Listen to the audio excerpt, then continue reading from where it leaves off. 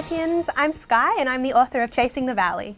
Chasing the Valley is a fantasy action-adventure book about a gang of teenage fugitives on the run from their tyrannical king's hunters in a land of terrifying magic.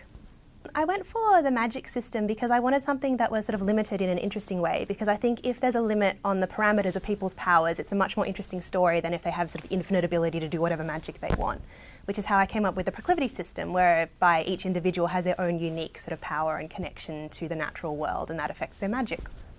I'd say that the book has an emphasis on the importance of friendship and looking out for each other. The main character has gone through a lot of trauma in her life and she finds it difficult to reach out to people, and she sort of grows and changes as the book progresses to the point where she feels as though she can connect with people and maybe even put her life at risk for the sake of others, which is a really huge step for her as a person.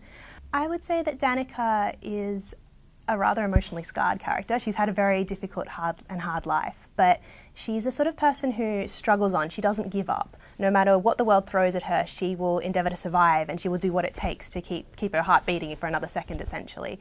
And although the odds stacked against her in the book are incredibly difficult, she's a sort of character who manages to push through and find a way to keep surviving, and I found that was a really interesting character to write.